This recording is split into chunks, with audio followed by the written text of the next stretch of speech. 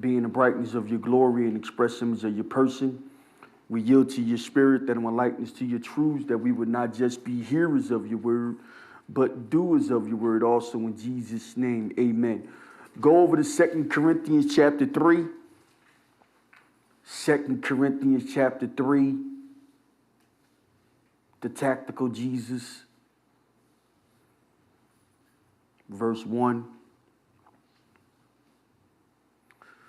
It says, do we begin again to commend ourselves, or need we, as some others, epistles of commendation to you, or letters of commendation from you?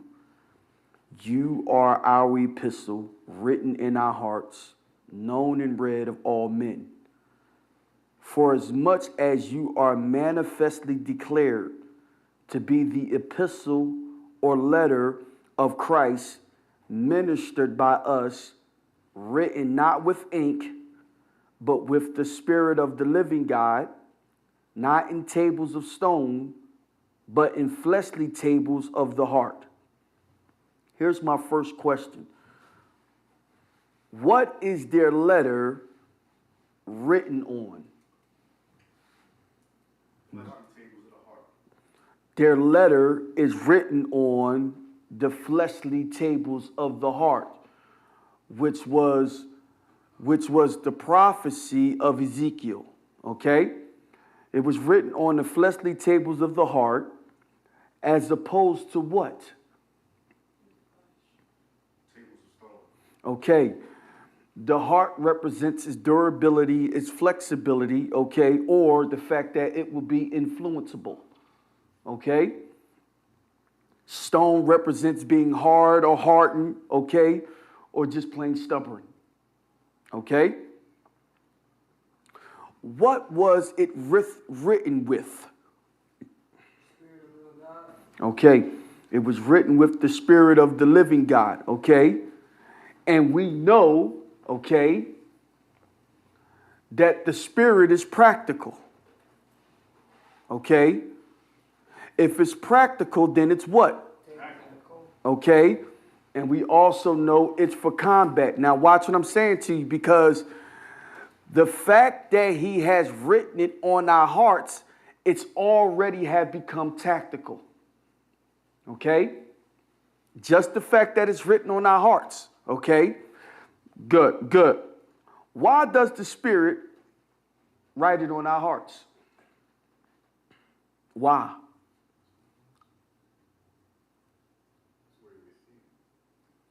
I can't hear you. That's where you receive. Okay, I'm not disagreeing with you. But didn't they receive too under the old? Well, what's the difference then? The heart is influenced.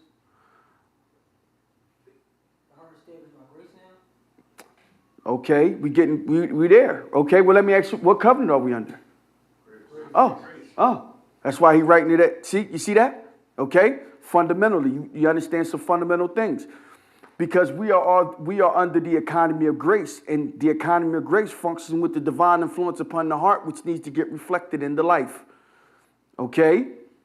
Grace is tactical. Or I'm putting it to you this way: we are under the tactical covenant. Are you tactical? See? We'll see it any farther when it comes to how do you approach your problems. How do you approach your growth? Are you tactical with it? That's why I'm saying some of these things, so you can understand what's fundamental about where we're at. Okay? Good. He says this in verse 3. He says, for as much as you are manifestly declared to be the epistle or letter of Christ. Here's my question. How? How can they be manifested, declared the letter of Christ? How? Because that's what he said. Ain't that what he said in verse? He said, for as much as you are manifested, declared. Can you see that there? If you can use different language if it'll help you out. But how are they able to do that? To be a letter of Christ. How? Because what's in the heart reflects. Because, say it again. What's in the heart is manifested. What's being reflected? I'm on your side. Written on them. This ain't rocket science because that's how grace functions, don't it? See? That's how he can say that because evidently they're putting in the work. Are you with me so far? Keep that in mind, okay? Verse 4, he says this, "In such trust have we through Christ to Godward, not that we are sufficient of ourselves to think anything of ourselves, but our sufficiency is of God." Zah, can we get the definition for sufficient, and then we'll go to sufficiency? He says this, he says, "Not that we are sufficient of ourselves." Okay? Can you see that there? Okay? To arrive, competent, as if coming into season, ample as an amount, fit in character. Where do you think I stopped at? Why do you think I stopped there? See, why do you think I stopped there? That's what you want to work on. Well, Our standard is to be like him in character, Si- combat, and faith. that's why, how many times have we gone? Can you see how it's right here? Huh? Okay, now, he said, "Not that we are sufficient of ourselves," okay? You can see the whole encompassing of what he's saying there and stuff. Now, get sufficiency now. Huh? Ability. Let me read that again. "Not that we are sufficient or fit in character of ourselves, of ourselves to think in it, but our ability," can you see that there? Our ability is of God. Can you see that there? Okay? Because here's one of the Christian dilemmas. How do I tap into the ability of God? You didn't heard it preached. You didn't heard it taught. You didn't looked at it yourself. But the real issue is, how do I tap into it for myself and for what I need? There's the problem. So we got to get back into, okay, you know these things about God. You know he's all powerful, but are you tapping into it for you? Okay? Go over to 2 Corinthians 12:7. We'll get into this. 2 Corinthians 12:7. Okay? And I want to look at it from this angle.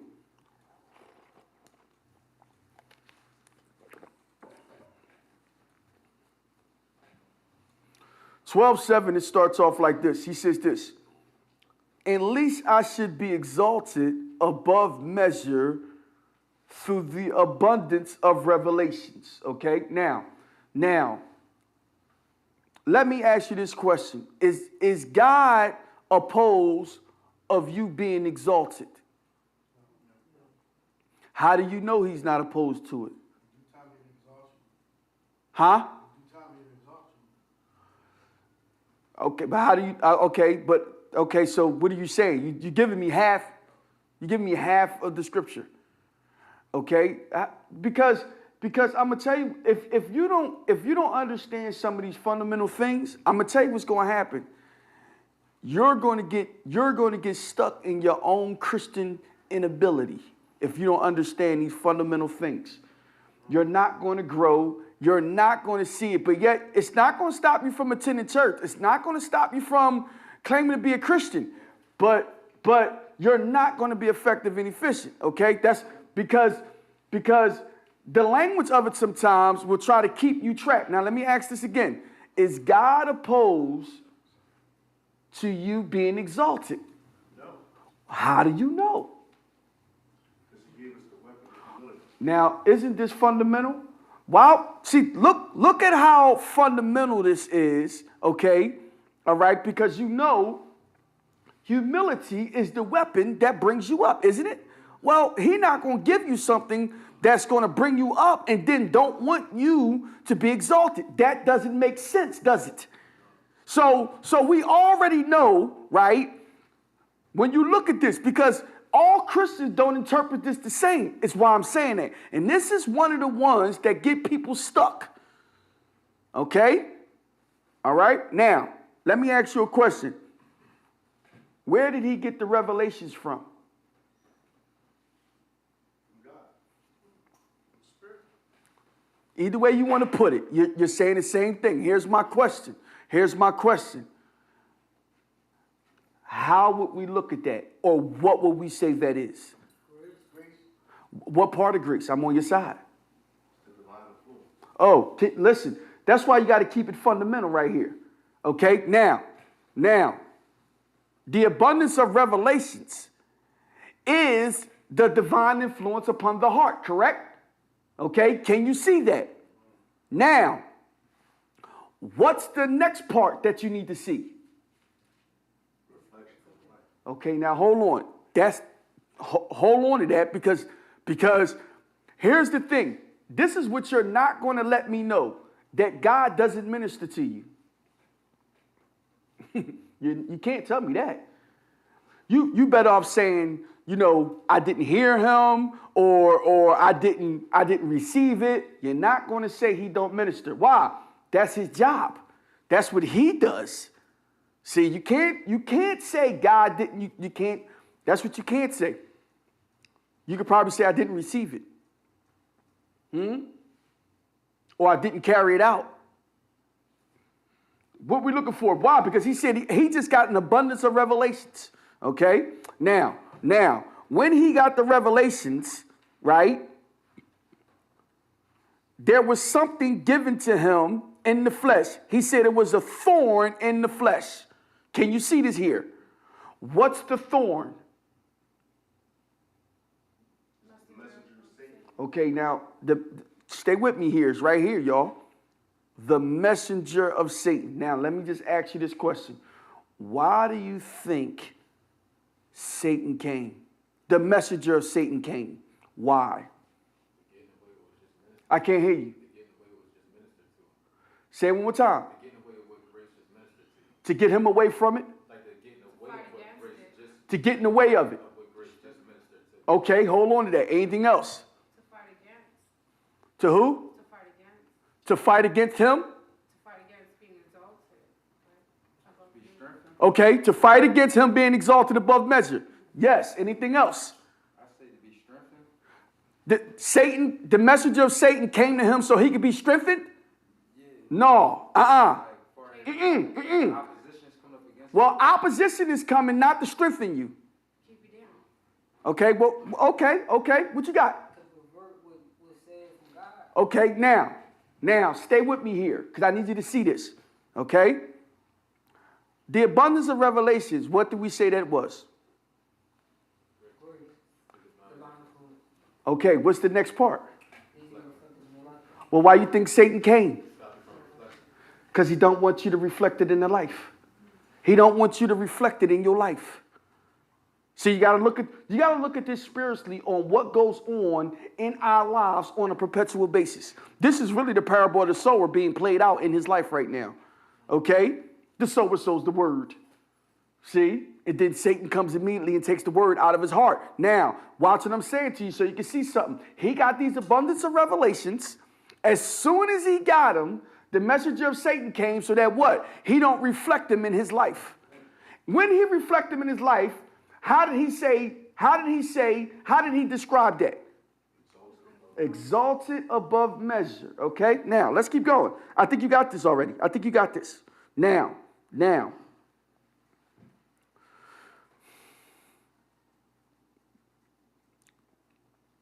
Let's look at example of it working the wrong way.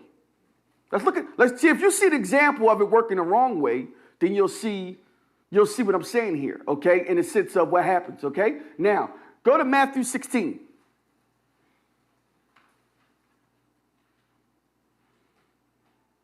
Right, I think I have more examples of it working the wrong way. Let me hear what you got. I mean, I could receive something from God and then a tiny thing happened to make me disregard what I just. Why did that tiny thing happen? I didn't. Say it again. Pretty much what we just explained. Because of what? I blocked it out. Like I let that situation be louder than the grace. Let me ask you this question. Did you have satanic assistance to do that? You probably didn't look at it that way. Because, see, here's the thing. This is the thing. We ain't looking at the ops for real. See, because you know why we ain't see it? Because it's spiritual. See, and the deceptive ways that he come, you know, you almost thinking it's you, or you thinking, I didn't say nothing, I understand it. No, that's from the enemy, the messenger of Satan. Anti-grace. Huh? Look at it. Just look at it. Just look at how this stuff play out. Okay. 16, Simon Peter answered and said, Thou art the Christ, the Son of the living God. Jesus answered and said, Blessed art thou, Simon Bar-Jonah, for flesh and blood is not revealed to you, but my Father which is in heaven. How did he get that revelation? Huh? From his Father. Now let me ask you a question. If we was looking at the parable of the sower, or let me go back. When he got that revelation, what would we call that? Grace. What part of grace? You're not wrong. Did he get it? Jesus said he got it, didn't he? Okay? So now, what would we want to see now happen? Say it again. Reflected in his life. I'm not disagreeing with you, but we on this language. You're not wrong. You're not wrong. Now, let's, okay, this is what we do know. When that word came, what else came? Oh, that's what we got. See, you got to look and see. Hold on. Well, let's look at it and see where Satan came and how he came. Okay? All right? 21. From that time forth, Jesus began to show his disciples how that he must go to Jerusalem, suffer many things of the elders and the chief priests and scribes, and be killed and raised again on the third day. Then Peter took him. Now, hold on. This is the same individual that just got revelation, didn't he? Okay? What revelation did he get? Did he get? What do we call it? What do we call it? Upon what? The heart. Because the Spirit of the living God writes on our hearts, doesn't he? That's why I started with that, doesn't he? Now, what do we want to see it get what? Reflected in the life. Okay? All right. Now, then Peter took him and began to rebuke him. Now, hold on. Is this getting reflected in the life? You see that? Huh? Now hold on. Because you don't see it, but you know it. Where is Peter getting this reflecting in the life by trying to rebuke Jesus from? Where is he getting it from? See? You got to pay attention to it spiritually. See? If you look at verse 22, you'll see. And Peter took him and began to rebuke him, saying, Be it far from thee, Lord. Thou shalt not be. Well, who influenced Peter to say that? Now watch. How do you know Satan influenced Peter to say that? How do you know? How do you know that Peter was influenced to say that? Because you know Jesus' route. Well, we know what Jesus' route is supposed to be, and this is going against that. Okay, I'm not disagreeing. How do you know? Oh, it's because Jesus just said it. Because Jesus is saying it. This ain't rocket science. What is Jesus doing? Putting you on to spiritual warfare. Putting you on. He letting you know exactly what's going on. Now let me ask you a question. Watch what I'm saying to you. Do you think Peter felt like the devil was influencing him to say that? You see that? You better pay attention. See, this is what I'm trying. Peter thought he was right. Huh? So you got to pay attention because a lot of times you think you're right. And I understand you're just saying what the devil influenced your heart with. So you got to pay attention to what's going on. Look at Jesus. He turned and said to Peter, Get thee behind me, Satan. You are an offense to me. You think not about the things of God, but the things to be of men. Pay attention to it. See, why? It's the same thing going on. It's the same thing going on over in 2 Corinthians 12 that we're looking at. Let's go back over there.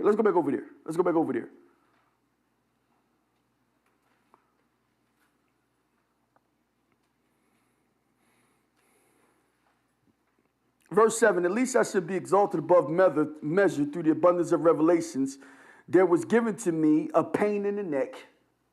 So, this language, see? So you can understand what he's trying to say, a pain in the neck. Why? Because that's more your language. I don't know how much you say somebody that's getting on your nerves, you're a thorn in my flesh. If you do, you do, but you got to understand what it is. Okay? He tells you exactly what's the thorn in his flesh. The messenger of Satan. That's the ops, isn't it? We battle not against what? But against, see? Huh? It's right here, isn't it? Now watch. At least I should be exalted above measure. Verse 8. For this thing I besought the Lord 3 times that it may depart from me. Okay? Now, what does he want to do? What does he desire for God to do? Okay? To remove it. Okay? Now let's just pay attention.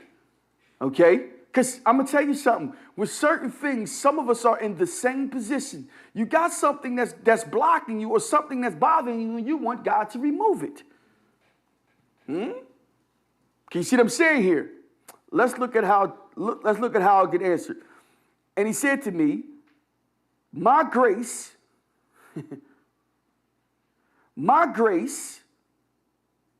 is what? My grace is sufficient for thee.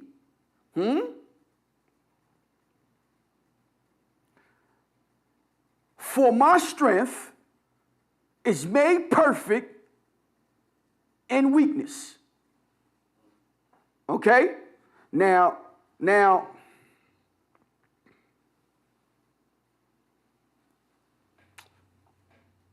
here's the problem, right, that I have with a lot of different descriptions of this, right?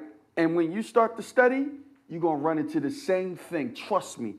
Because it's in the commentaries. It's in the Christian theological background. When he said, my grace is sufficient for thee, here's how it's read, okay? As long as you're saved, what you're going through is not compared to what you're going to get in heaven.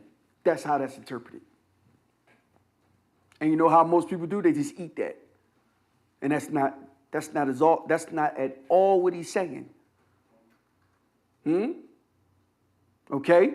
Now, he gave him, what did he say he got from God at first? The abundance of revelations, correct? Stay with me here now, y'all. Stay with me here, okay?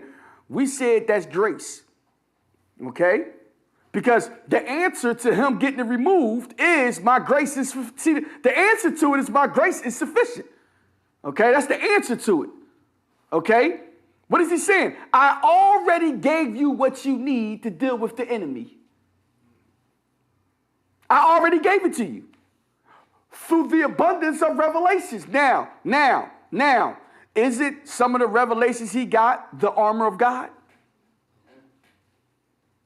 You know, sometimes you got to sit and think about how are you really dealing with the devil that's attacking you? I guarantee you, you try to do it mentally. I guarantee you try to do it mentally.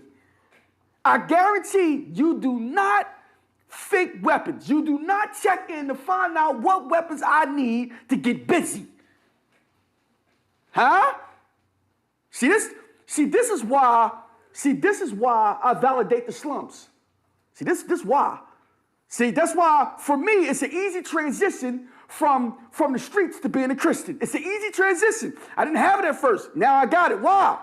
Because God showed me how to get busy. Huh? See, he showed me how to get busy. And see, a lot of times when things attack us, in the spiritual realm, you don't get busy. In the natural realm, you know what you do? You pull out your natural weapons. And you fail every time. Every time. Devil come at you spiritually, you don't do nothing. Somebody come at you naturally, you pull out your natural weapons and fail. This is just a pattern. This is a pattern in your life. Huh? Can you see what I'm saying here? What is he saying? I gave you revelation. I gave you these weapons. You mean to tell me you don't know about the armor of God yet? You don't know I gave you weapons yet? When you gonna use them? When? I mean, you gotta sit and think about it. We already looked at it. You're supposed to walk out the house with at least 7 weapons on. This combat at its finest. Can you see what I'm saying here? You know, let me share. Matter of fact, let me just do this right here. Okay? And he said that to me, my grace is sufficient for thee. Zai, can we get the definition for sufficient here? So this is where we can see where people make their mistake at with this. Right here, I'm going to show you where they make their mistake at. Okay? This is where they make their mistake at, right? Because can you see in the definition it says to be content? That's where they make their mistake at. Matter of fact, some of y'all translations might got be content in there. Like I'm just supposed to let the devil do anything to me. Are you serious? You know when people, I'm gonna show you something. You know when people get, not everybody, but some people, a lot of people, you know when they get upset? When you fight back. It's almost like we're in a period or a time frame where you can't fight back. Huh? What's most of our problem? We fight back wrong. When he trying to show you how to do it the right way. Huh? That's what he's trying to show you. Listen, let me show you how to do it the right way tactically. Huh? Now, look what this definition is right here. Look at this definition, right? It's a verb, akin to 142, through the idea of raising what? A barrier, okay? Now we went through a whole series of raising the barrier. That was our thing for a minute, raise the barrier. Look what it also said, to ward off. That is by implication to avail. Huh? So what does the grace of God in this situation wants to do with the messenger of Satan?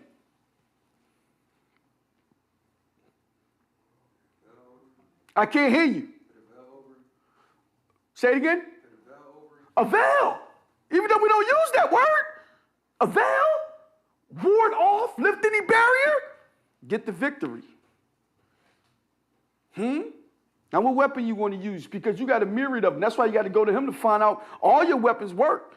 All your weapons work against the enemy. All of them. All of them work against the enemy. Now, my grace is sufficient for thee, right? Chad, when you say weapons, right, I visualize like Matrix. Remember how when all the weapons came about, when Neil asked for, I need more weapons? Yeah. When he asked him what he wanted, and all these And they just came out of nowhere. all these different weapons just came out of nowhere. Money. That shit right there, money. But it was a lot of different of them. That's it, right? See, listen. Listen. This is the thing here. You see, listen. This is the thing here. Listen to me. You know what? You know why that's important? I'm gonna tell you why. Because listen to me. When we go through this stuff, the major issue with you with this is that you ain't got an image of it yet. If you start to put this in images and put it and download it on the inside, you're gonna see what he's talking about for real. That's the problem. Because colonized Christianity is non-imagery. See? You gotta sit and think about, because what they got the most plain yogurt image of Jesus you ever seen. That's all they got right there. And you ain't fight to get that image out your head yet. Huh? But you see what he said? You see what he said? He said, listen, when you said weapons and we got what you call them, I just thought well, why not? Huh? That's how, listen, I'm going to tell you something fundamentally. That's how a lot of this work. Now, I'm going to share something with you too. Listen to me well. A lot of y'all, listen to me well. You got a past that if you let him redeem it, he's going to use that to show you how efficient you need to be, how all out you need to be going, huh? How tactical you need to be. Because let me tell you something. Some of y'all, you are the most sneaky, lying, clandestine person manipulative person. You! Huh? Now hold on. You know the problem with that is you ain't get it redeemed yet, so you're still doing it and it's getting you in trouble. And see, you thinking, no, I ain't supposed to be like this. Let him redeem it. Yes, you are. You are. Yes, you are. Huh? Now hold on. Doesn't he say, watch what I'm saying to you, be wise as a serpent. Huh? But you ain't let him redeem it yet. So this way, you can still be tactical. Huh? Now hold on. Let me ask my fellas something. This is for the fellas. Women, I get to you in 1 second. Fellas, let me ask y'all a question. We're gonna keep it 1,000 in here. I'm not even gonna hold you long. We're gonna keep it 1,000 in here. Let me ask you a question. You ain't never become tactical when it come to getting a girl? You ain't never playing? No, you know what? I'm gonna go over here. You know what? She gonna dig. This the perfume right here that's gonna pull her right here. This don't gonna pull her. I'm gonna say this. Yo, you ever, some of you, see, I wasn't like this, but I know some of y'all are. You already made up your lines. I'm gonna pop this and boom. Cause you bang, bang, boom. Huh? I'm gonna put this on, right? And stuff, you know. I'm gonna talk trash. I'm gonna say I'm something that I'm not. You ain't never pumped yourself up? Huh? You ain't never pumped yourself up? Huh? Like, no, I'm better than this dude. That dude wasn't nothing. Every dude, see when you knock them all down. No, he should have did this. See, this how I am. I'm the shit. Huh? Tactical.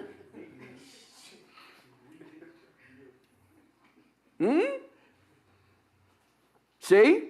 Now, you know when you got caught at? When she caught you in a lie. Huh? But that ain't stopped you from lying. You just came back real fast, didn't you? Huh? No, see, you funny. You know that. You funny. But yeah. Go ahead and take them flats. I'm going to take the drums. Huh? Can you see how you, can you see, let him redeem it. See, let him redeem it. Huh? Okay? Now, to my women, can see, y'all masters at this. Oh, they more competitive than us. Hands, listen, don't let nobody fool you. That's why the woman is the emblem of the church. Huh? Man, listen, let me just say this. Her mind is 3 weeks ahead of yours. Huh? Oh, don't, listen. Play with it if you want. Huh? She planning what lipstick gonna pull you. That's on a whole nother level. Huh? You didn't even know that color lipstick existed. As soon as you seen it, you never seen the cartoons back in the day when they see something, their eyes pulling. Huh? She pulled you with the lipstick. Huh? Can you see what I'm saying here? Boom. Huh? Let alone the hairstyle pulled you. Huh? Can you see what I'm saying here? Listen. Act like them little things don't mess with you on this. You know what I'm talking about, Money? Huh? Hey, Money, you know what I'm talking about, don't you? Huh? Huh? I ain't seen a dude resist that yet. The little Jones right here. Listen, did you know they got the press-on kind now? Did you know that? It's not even her hair. That thing pulled you. That thing, ooh. That little Jones. Ooh, you got pulled on that little, it ain't real. No, listen to me. You can't fault her for being tactical. You can't now. Don't play games. Huh? Listen. She's going to use what she has to use. Huh? Can you see what I'm saying here? Let alone if she got the soft game. If she got the soft words game, you're losing. You're going to lose. Huh? Trust me. Listen to me well. Listen to me. A man can't resist them soft words. Them soft words will melt The strongest heart out this piece. Huh? Can't do nothing with it. That's how she's designed. See? Can you see what I'm saying here? Now, what's she doing? She's just being tactical. Where does she lose at? Where does she lose at when she come outside of that? See, she'll lose. She'll come out of that when she try to match her masculinity. For what? She don't have to. She's winning the game like that. She's in there to put you on, okay? Women, y'all know what I'm talking about. Okay? Can you see what I'm saying? What am I saying? You've been tactical before. See? Let him redeem it. See? So you can see how effective he wants it to be. Are you with me so far? I just want to give you a little bit of that. Now. Read a little bit more here. Okay? He says this, my strength is made perfect in weakness. Okay? That's a good description of the economy of grace operating in our lives. Because most of us, what happened because you don't live in the closet like you should. What happens is you look more at your inability than you look at his ability. I don't care what you're facing. You can tell something's not right with me dispositionally if I'm still looking at my weaknesses. If I'm still looking at my inability and not looking at his ability, I need to check back in. I need to change it. That has to change. See? Can you see what I'm saying here? Now go handle your business when you change it. His ability. See, my grace is sufficient for thee. His strength is made perfect in your weakness. Okay? Now, what'll help you out too if you go back and look up them words, perfect and weakness, and see what he says, most gladly, therefore, will I rather glory in my weaknesses or boast in my weaknesses, that the power of Christ may rest upon me. That the what? Okay, now. Therefore, verse 10, I will take pleasures in infirmaries and reproaches and necessities and persecutions and distresses for Christ's sake. For when I'm weak, can you see this there? Then I'm what? Okay, okay, so now, let me give you something to reflect this. So let me give you an image of this so you can understand, you download it.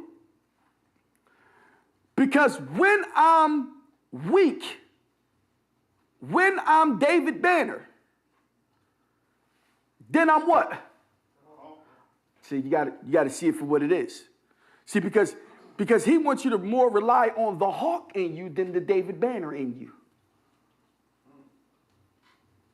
you. That's what you need done. That's how the economy. My strength is made perfect in weakness. Huh? I mean, I don't know how many shows I've seen where David Banner was up against some dudes and they was whooping his butt, right? And then he got to the point where he started getting angry, and then the Hawk started coming out. And Hawk smash. Use the imagery to help you when it comes to how you need to be approaching or attacking things. Why? Because this is the tactical covenant that we are under. Now, what makes it really tactical is that it starts from the inside. It's clandestine. It starts in the area where people can't see, and then gets reflected in the life. Are you with me so far? Good. Now. As you can see, right? If I was to ask you this, what is Paul's gift? What would you say? What was his gift? Or what was his calling? What would you say? Teacher. I'm not disagreeing. You said Paul? Paul, His name apostle. Now the reason why I say apostle is because the reason why I wanted to get with apostle, teacher, pastor, he's all those, but I want to use apostle because this is why I want to use it. Because what is the foundation? What is the foundation of the church built on? Is it like a hierarchy? Go to Ephesians 2. Let me show you this. Ephesians 2. Let me show you this. Ephesians 2:19, Zah. Ephesians 2.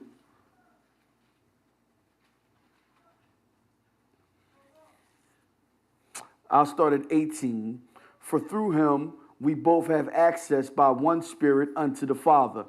Now therefore you are no more strangers and foreigners, but fellow citizens with the saints and of the household of God, and are built upon the foundation of the what?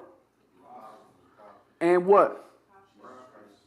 Prophets, and Jesus Christ himself being what? Okay, so now, we're over in 2 Corinthians, correct? And I want to ask you a question, okay? Paul is an apostle, correct? What do we see going on with him with the passages we just read in 2 Corinthians?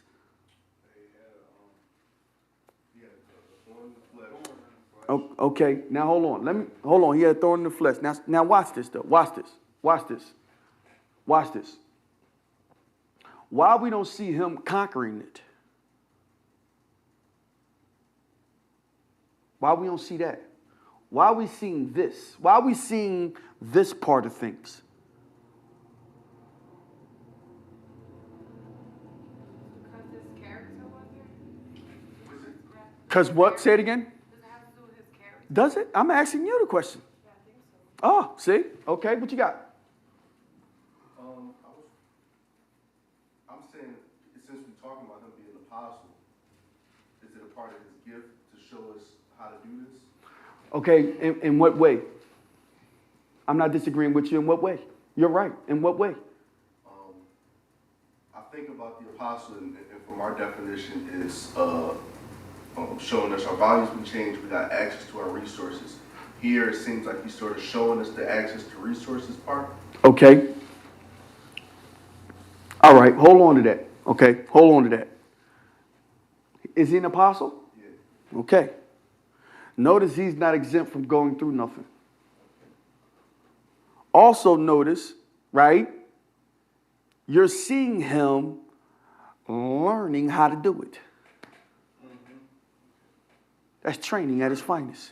See that? See, you gotta, see, you know what happens sometimes? Now, I use me for an example. Because I went through this. I've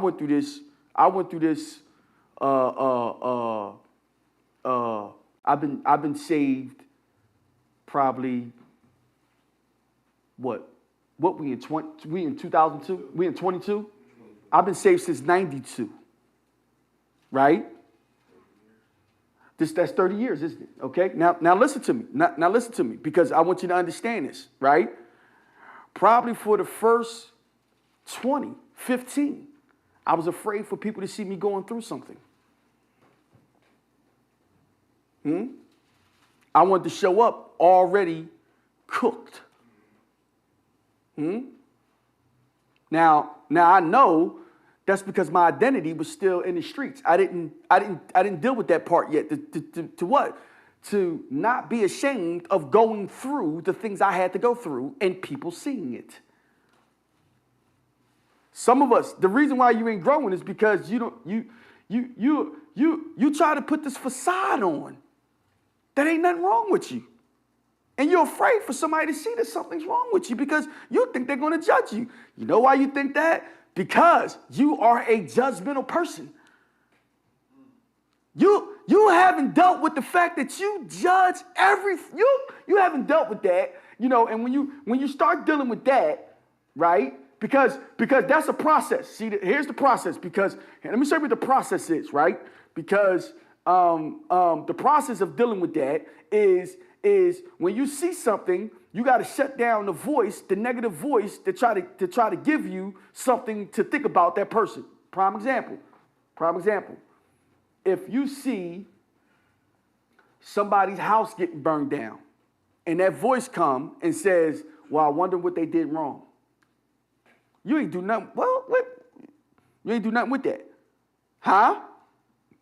Can you see what I'm saying here? Watch the judgments you got when you see people. See, it's your inner voice, but it's really the enemy messing with you because he's gonna the ventriloquist of it. He's going to make it sound like it's you. You're going to think this is just me judging these people when you know you shouldn't be judging these people.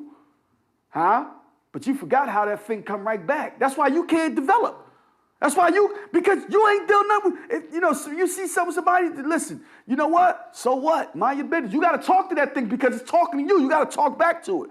Man, I ain't worried about that. That ain't got nothing to do with me. You gotta be identify who's talking to you. If you don't do these things, it's going to get greater.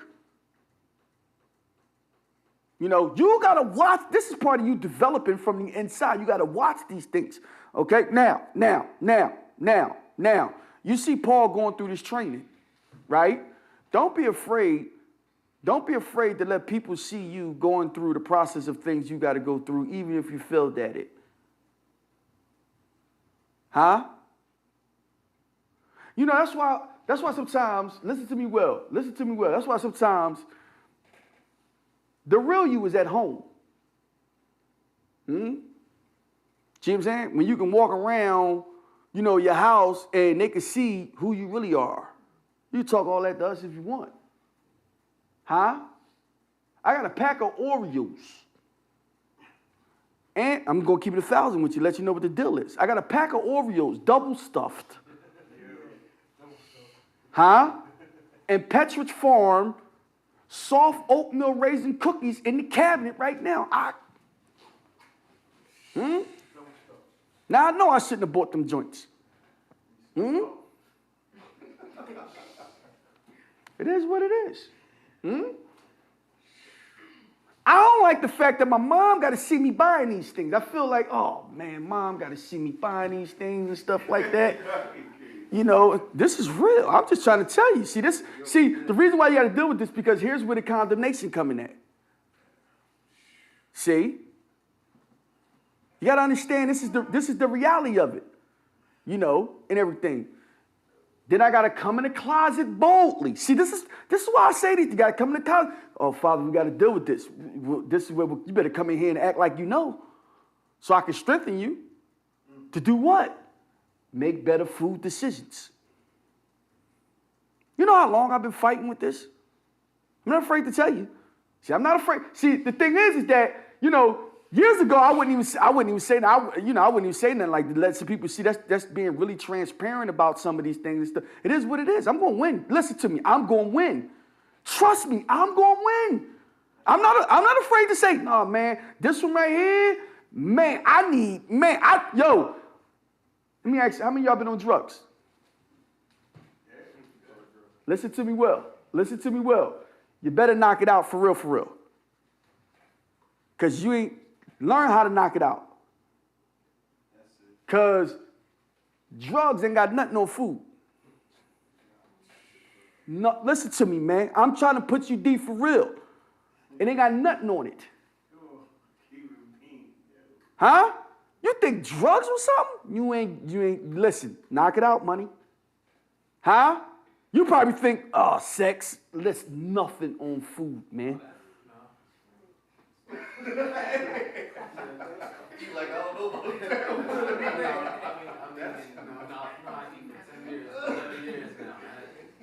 When I stopped eating meat, that was the day I said I stopped. It's been 11 years. But that right there. Okay. But that just because you stopped eating meat doesn't mean that you dealt with the food part. No, this is something hungry. Look. Huh? I'm strict with what I eat, but I don't get high, but the sleeping around. I ain't do that since last month, so yeah. Let me say this though. The food thing been in you. It's been in you longer than what you call. Trust me and stuff. Go ahead. I'm thinking about that.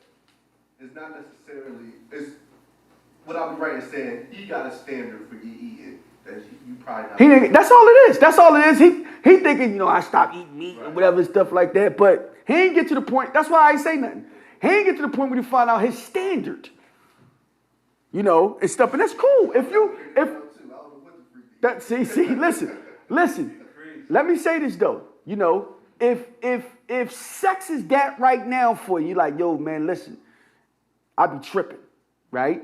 And stuff when it comes to this. I just can't get no, what you call when it, okay, hold on before you can, you don't have to, listen, it's part of every believer's process. We're not going to sit up here in front like, no, every believer. Let me help you out. Every believer. Okay? You see what I'm saying here? And stuff. You got to defeat it. Okay? Now I'm going to give you something that helped me. Right? So you can see progression. Right? Is he ministered to me? Right? It was a scripture that says, my God shall supply all your needs. Right? According to his riches and glory. I don't know if anybody's familiar with that over in Philippians 4 or something like that, right? Well, what I never did was put my sexual need in there. And then when the temptations would come, after he ministered to me, I would just say, my God is going to supply all my sexual needs as well. That helped me. He's going to supply all my sexual needs as well. Every time the temptation came. Because the temptations in that area, I would say this. After I got married, got heightened. It's like for all of a sudden that ring just became an attraction for, like, no, I thought this was to say I wasn't available. Huh? And stuff. So, and everything. But you had to learn how to deal with that part of things too, because you got to understand, dealing with your sexual thing is a wide range. It's not just with other people, it's pleasing yourself. Because if you're struggling with that and ain't nobody there, what do you think you're going to do? Hello, somebody.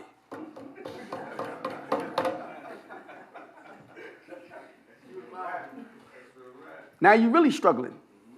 Because see, that'll mess you up for real. I'm just, listen. Why do you think they make it so cheap? Huh? It's right there in front of your face. Huh?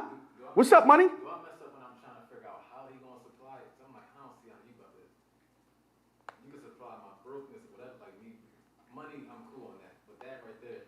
No, I'm canceling everything. Look. You in the how. I'm cool over here with the money. Well, we could tell in the money you ain't with you coming because you got to bring that principle right over. So you got to bring the principles with you and stuff. Bring that thing with you. I don't need to know how. I know he's gonna do it. I just need to resist. See, I don't need to know how. Can you see what I'm saying here?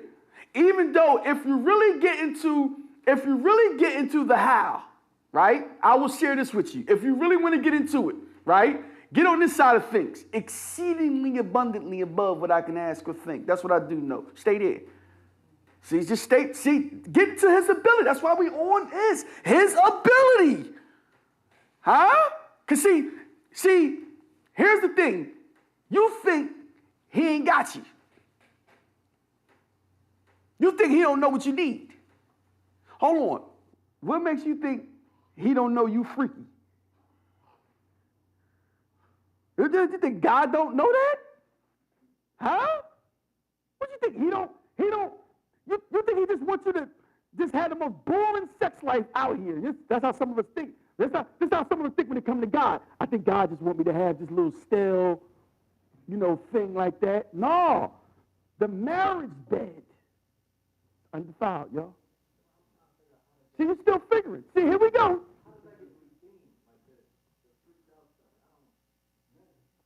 Who just said that? Marriage. Now, see, let me say this because my married people, we talking about married people real fast because my married people know this too. See, this is the thing. Listen to me well. Listen to me well. Matter of fact, we talk to the single people. Get your character right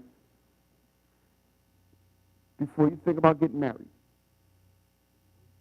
Now, I'm going to just use this for one area, right? So when it comes to your sexual desires, you can communicate them the right way. Okay? All right? Because, and here's one of the things that gets me so frustrated sometimes with individuals is this. And I'll just say this with you. This is what gets me frustrated.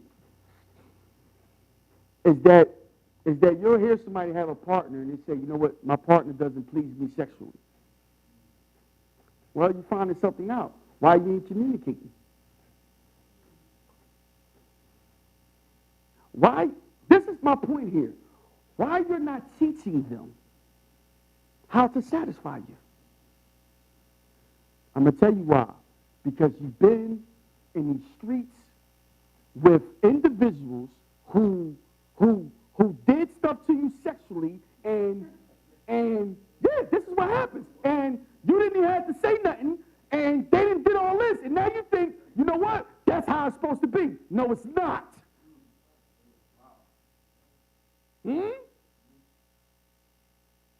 was in the bed with porn stars.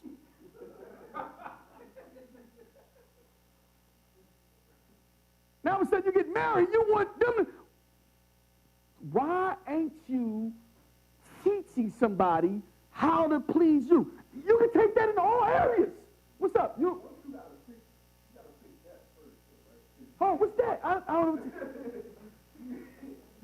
I don't... If you experience all the crazy stuff before, your partner might not be comfortable with all the crazy. That's why I start off by saying, get your character right first. That's why I started off by saying that. Get your character right first. Because, you know, here's the thing. This is the assumption that the person you with is going to automatically know how to do certain things. And here's the thing. You want them to be a psychic. You want them to automatically know everything already. Like if they don't know it, then something wrong with them. They can't read your mind. Why you ain't telling them? Why? Because you've been watching them porno things and stuff like that. That's why. Well, ain't no talking really going on. You see the problem? Huh? You don't know how many takes they done took?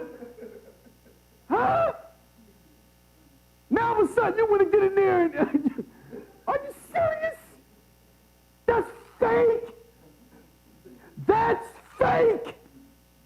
You want the real deal. Talk. Huh? Get your character right. Huh? Be able to... The right way. So you got to be mature. See? Yeah, that's what it... Listen, I'm going... Listen. I'm going... You know, now. Get your character right first. Okay? Because you don't want to go into that bringing baggage. Can you see what I'm saying here? You don't want to make love on your marriage bed with a bunch of plastic bags on it. You got all your dirty laundry on the bag, on the bed, and you're trying to make love in there. No. Don't work. That's why I'm saying, that's why I'm saying, deal with your stuff first.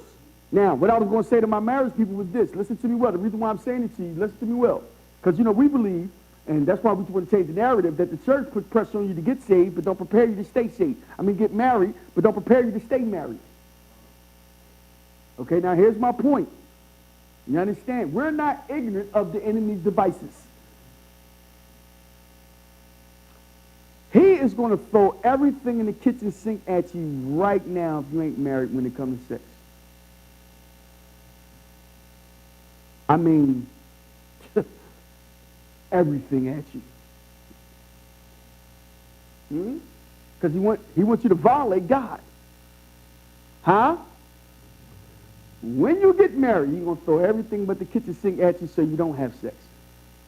Because you want to separate y'all. You better get it. See, because there's something, you better get hip to the game. Huh? You understand how the enemy operates. You know?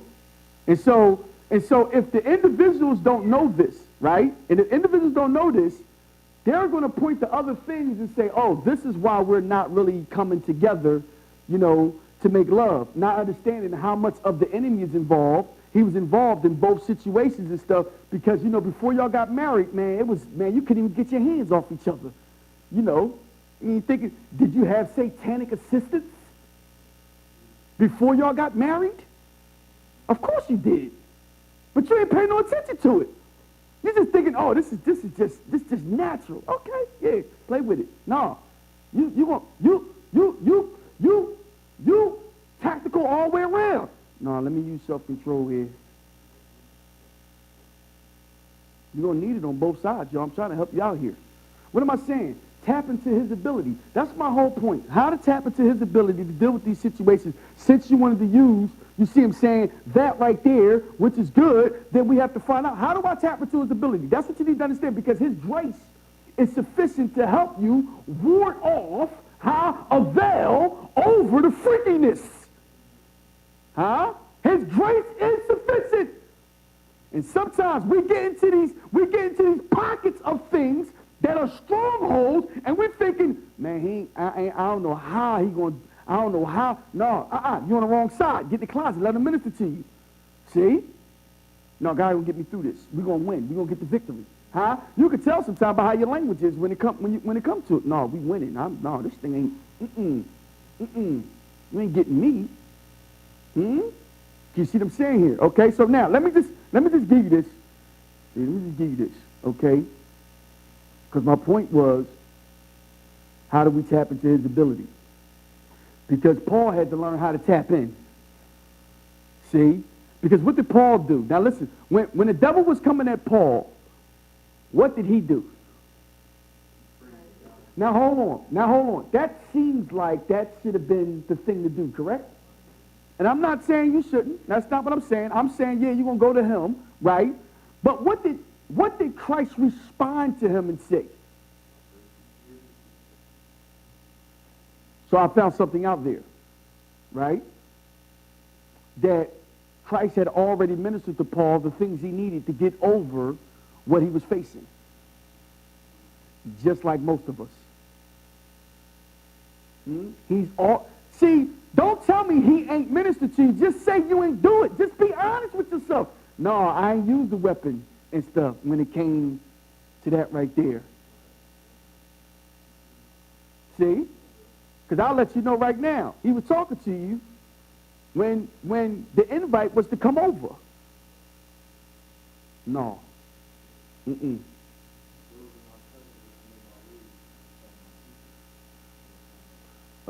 know it's too late. You know you ain't in the best spiritual condition and stuff. See him tomorrow. I mean, it's a myriad of things that go on. I'm glad you brought that up, because that's just one of the ones that we can look at and what you call them, because we all have to go through it. See? Now play with it if you want.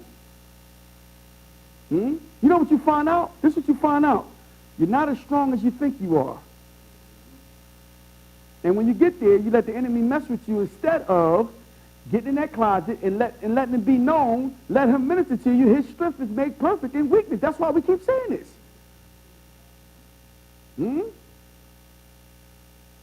To try to help you out. How do you tap into it, y'all? Then we'll get into a little bit more. How do you tap into it now? How do you tap into the ability of God to deal with your own sexual desires? Can we use this? Can we use this? Can we use this? You know, the assumption is, see, here's the assumption. The assumption is, right, you're sitting here like you don't get horny. See, because you're in church. See, this is the problem sometimes with church, right? Because we get sanctimonious.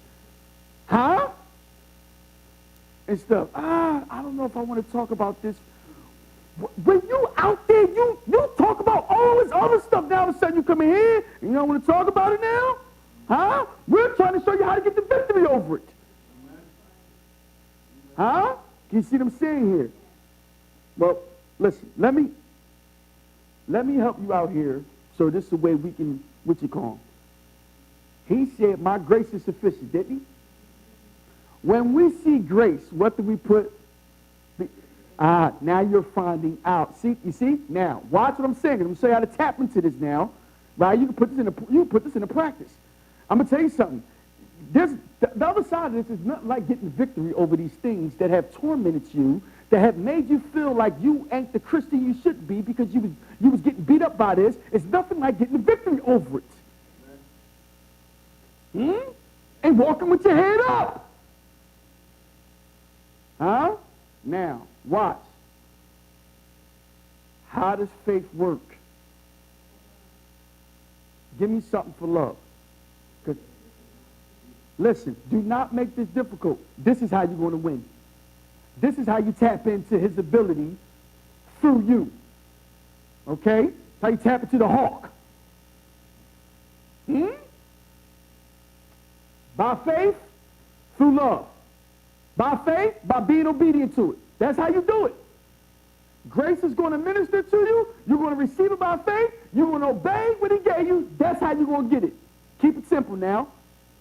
All right? Don't, because listen, here's the thing. Now let's go back to, I think it was Sunday or something like that. We was like, I think we said, was there another way? That's what you're talking about, is there other weapons. Okay. Go ahead.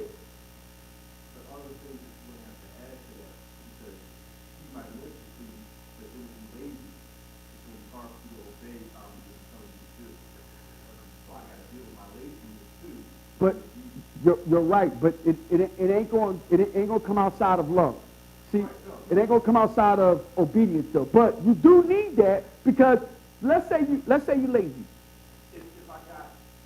You're lazy. Let's just say you're lazy. Well, how are you going to stop being lazy? That's all I'm saying. That's all I'm saying. Even though that will be you being diligent. That's all I'm saying. Okay, so you can understand now, what has been the problem in Christianity when it comes to these things, right? One, that ain't simplified. By grace, through faith, you being obeying, faith follows orders. Where's the problem at? Black and brown, they want to deliverance service you to death to get it out of you. They want to pour oil on you to get it out of you. They want to lay hands on you to get it out of you. Huh? They want to fast to get it out of you. Huh? How many of y'all been on the Daniel fast? Huh? You see what I'm saying here? All that, right? And you right back where you started. Now, what's the polar opposite of that in Christianity is theology at the death. Because they think if you got the right theology, then you can deal with your problems. That's false. That's false. That's false. So the other side will go at it academically. They'll have all the books on it. Y'all ain't never been around white Christians? Get a white friend, a white Christian friend, right? And, you start talking about some of these things, he's going to send you 5 books on it. Huh? He ain't deal with it yet, but he's going to send you the 5 books that he's going to tell you to come to his men's group. Ain't none of them deal with it. Can you see what I'm saying here? And stuff. Then they're going to go to the conference on it. Huh? Can you see what I'm saying here? The conference is, strengthening your grip. Huh? Can you see the conference, you're going to go to the conference on it. Huh? And you're messed up. Ain't nobody got the formula. Ain't nobody got you listen to me well. Listen, the Christian consumer thing out here is deep in these things, y'all. I'm talking money out the wazoo. See, the thing is that we ain't on that side of things right now. See, this is what I'm trying to get y'all. We ain't on that side, but I'm going to tell y'all something. Listen to me well. They got books out the wazoo on all these things. Huh? And all of it is weaponless. I'm telling you, pull these weapons out. I'm telling you, you can get the victory. His grace is sufficient. See? Can we keep going for a little bit here? Y'all got some of that? I appreciate you bringing it up and stuff like that. We gonna have to hold you accountable to this now, because you said last month. No, homie. we gonna have to talk to you. Hey, you ever went to school and had one of them daily reports? We gotta get homie a daily report. we gotta get homie a daily report. He gotta check in every day he sees and stuff like that. Remember? Huh?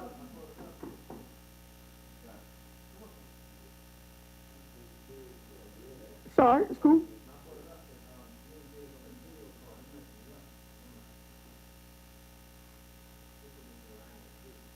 All right, now let me do this. I got you. Listen, I got you. Let me give you this pop quiz. What time is it, All right, I'm trying to go to 8:30. Y'all can handle that? Y'all can handle 8:30? All right. All right. Now, pop quiz, who won it? Let me get this pop quiz. How do we tap into the ability of the hawk that's on the inside of us?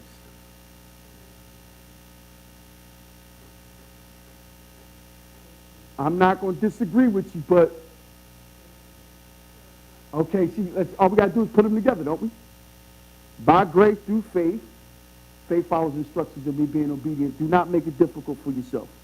Okay? You got that so far? Okay, good. Now, let me ask you a question. If I was to ask you,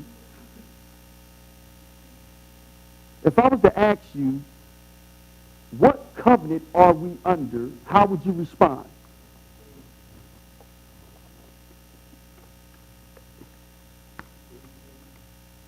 Who said what? The open face covenant. You said grace? You're not wrong. Open face. Anybody else? I can't hear you. Listen, you got tactical there? Excellent. Now listen. This is what I want y'all to understand. All we got to do is go back and look at the significance of these things, because a lot of times what you got is the Bible is made of the Old Testament and the New Testament, or Old Covenant, New Covenant. That's all we got. And we ain't seen the significance of these things, okay? Now, what's the significance of us being under the open-faced covenant? Y'all were absolutely correct. What's the significance of it? Of the open-faced covenant? Anybody? Okay, what? Minister to your heart? Okay. Okay. Somebody say something over here? So you can do what? Okay, anything else? You can see who? Oh, wow. Okay, anything else? See, come on. See, open face. You see what I'm saying here? We're changed into the same image. Okay, you on it. Okay, now, I'm going to ask this one more time. What covenant are we under? Okay, good. Go to 2 Corinthians 3, verse 6.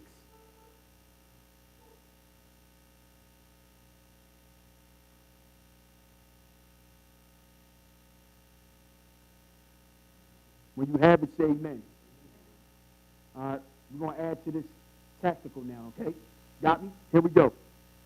Verse 6. Who also have made us able ministers of the what? Not of the letter, but of the Spirit. For the letter kills, but the Spirit what?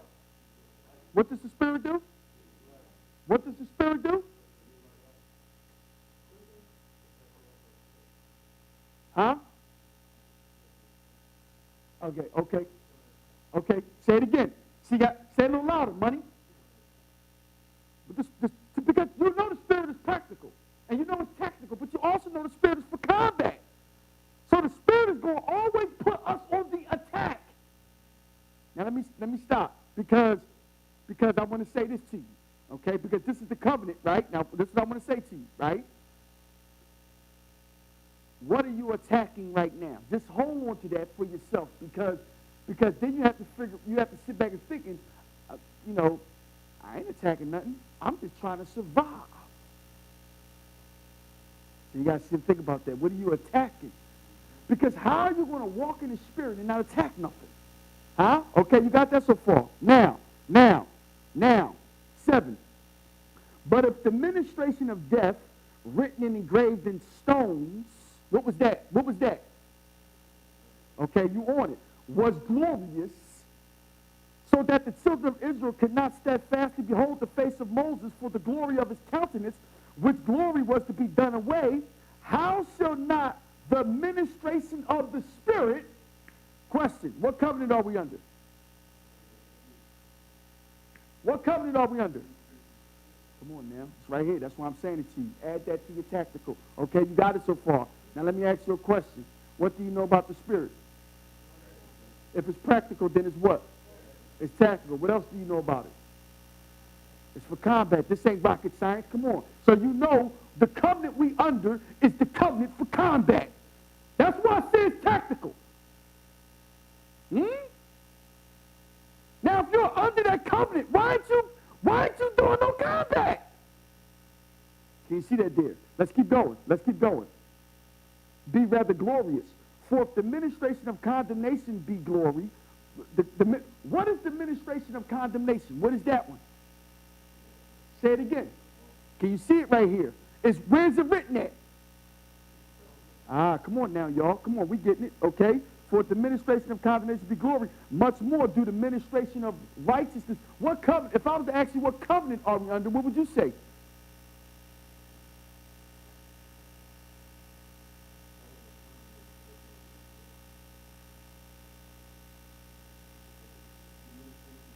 It's the what? Now, see this right here? Now hold on. Now, hold on. What did he just call it? What did he just call it before? What he called it? Now what he calling it? Now, hold on. Let's back up. What do you know about the ministration of the Spirit? Now, hold on. It's the ministration of righteousness. What do we know about righteousness? This is all I'm saying to you. So there's a right. You're in this covenant. You're in this covenant, ain't you? Can you see this here?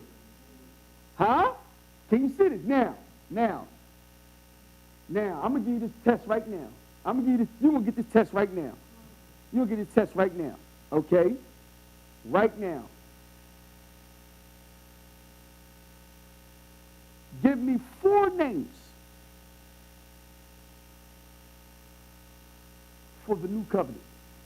Raise your hand, and I'll come to you. Raise your hand first. I don't want anybody try to throw it all in and stuff. No, it ain't gonna work. It ain't gonna work because you're gonna be all over the place. Okay? What's up, money? You buying that? Because you can't. You gonna buy that? Because you can't do. You go. Okay? Go ahead.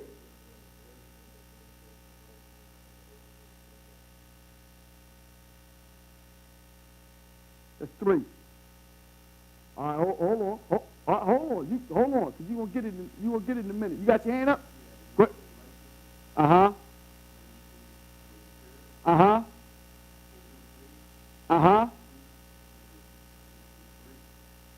I give you that. Anybody else got something else? I seen a hand up over here. What you got? Let me hear it.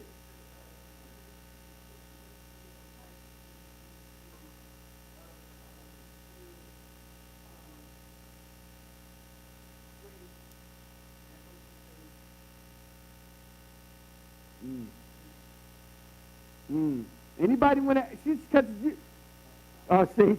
See. What's up?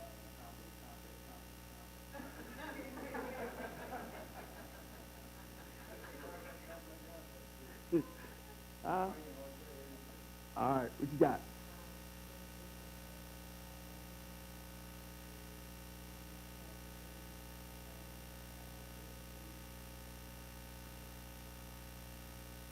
Look at that. Can you see that there? Now, what would be advantageous for you is to go back, write them all down, and find out the significance for each. Okay? Are you with me so far? Okay, good. Now, I'm at 9. For if the ministration of condemnation be glory, much more do the ministration of righteousness exceed in glory. For even that which was made glorious had no glory in this respect by the reason of the glory that excels. What is the glory that excels? Say it one more time. The open face covenant. Okay, we'll open it up just a little bit more here. Okay, now, the glory that excels. Okay? Open-faced covenant, tactical covenant, ministration of the Spirit, ministration of righteousness, grace, tactical, all those. Let me give you the tactical thing of all of them, because it's the glory that excels, and it's this. Everywhere you go, everything you do, everything you think, everything you say, Jesus wants to appear or display his abilities in and through you. That's the essence of all of it. That's the glory that excels. Everywhere you go, everything you do, everything you say, everything you think, he wants to display his abilities through you. That's it right there. Okay? Now, here's what I want you to understand. You're together. Don't, it's just him. No, it's you and him. See? You don't see, because some of us get into this, it's just him. Well, what do you got to do? He wants to use you. Huh? Now, here's the scriptures to understand this. Huh? You have been raised together with him. Quickened together with him. Seated together with him in heavenly places. Huh? See, what happens sometimes in Western Christianity, when we got these polar things, is that black and brown is all God. Huh? It's all God, right? And the polar opposite is it's all God, right? And you insignificant. Right? See? And you have to understand the balance is it's us working together. Because we get on this side of things and it's what? God gonna fight all my battles. And what you gonna do?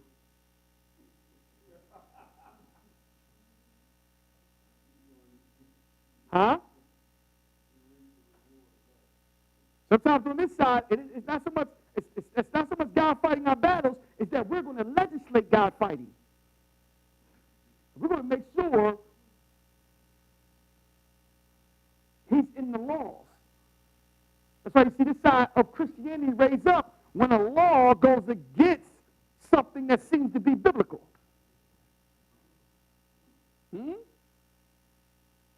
They'll raise up fast. Huh? Like abortion. Now listen to me well. Listen to me. I'm going to show you something. Listen to me well. You got to watch Christians with some of this stuff. You got to really pay attention. Right?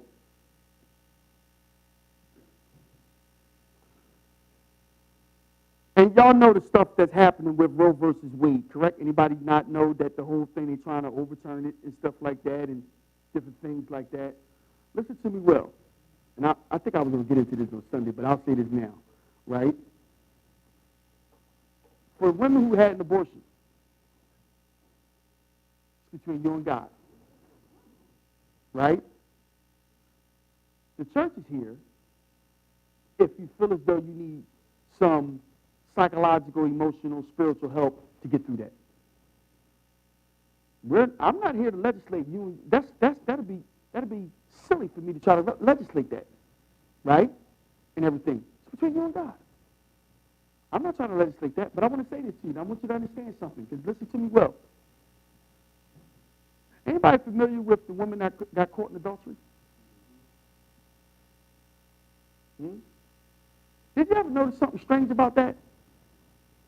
That the religious people never brought the man. You can't commit adultery by yourself. Why didn't religious people bring the man? They said she got caught in adultery. Why you just bring the woman? Huh? My whole point sometimes is, I try to sit back and think about something. I got to let the Spirit minister to me. Is that is that, you got this whole thing on women, abortion, women. Where's the men at that made these women pregnant? Huh? No, you're a coward. See? You're a coward. Just like see, let me tell y'all something. Jesus is ahead of the game. He's been dealt with this stuff. Woman, where are your accusers? Because he was without sin. You throw the first stone, gang. Did you notice it was the men standing there? Huh? Did you notice they left? What did Jesus say? Neither do I condemn you. Huh? Can you see them saying here? Listen, I'm on mercy side. Huh? But I found something out about religious people. They like to pick on those at the bottom. They like to pick on the weaker people sometimes. That's just being a coward and stuff like that. No, let's legislate some of these men. Let's see how that thing changed then now with some of this stuff here. Huh? Mandatory vasectomies for all guys who ain't married now, something like that. Yeah, see. Now, can you see, I'm just saying, can you see how that whole thing has changed? Where's the law? Ask for the men. Huh? You trying to get here? No. What I'm saying is no. And I'm not trying to debate with nobody about, it's the life and when it get conceived and all this and different things. No, like I said, it's between you and God. But I know if you're dealing with some of that after you have made that type of decision and stuff like that, I'm here to help. That's why I stand up with some of that. You see them saying here and stuff and everything. Because I can see how it's so quick to just put something on that woman.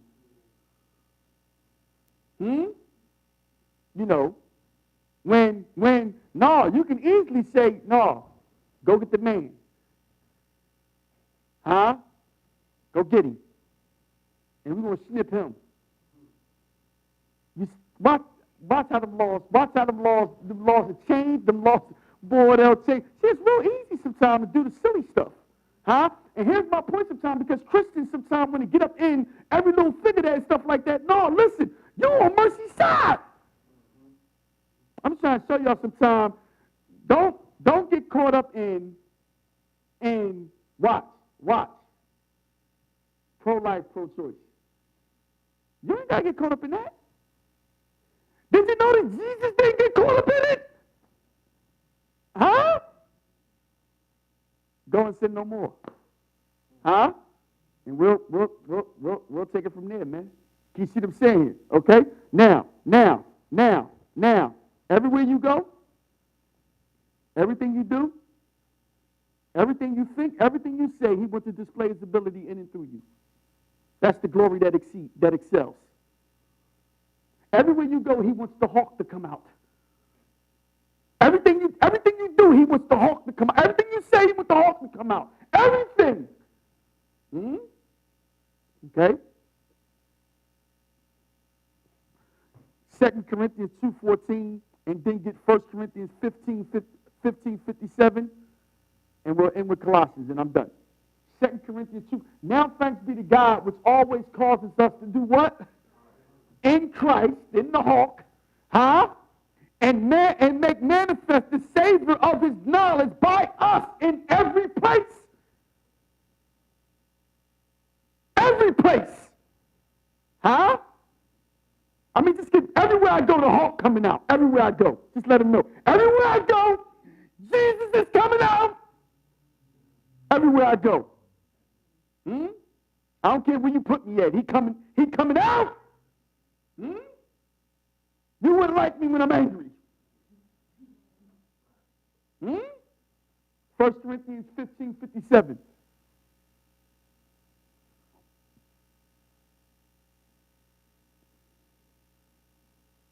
But thanks be to God, which gives us the victory through our Lord Jesus Christ. Go to Colossians 3. I'm going to finish with this. verse 1.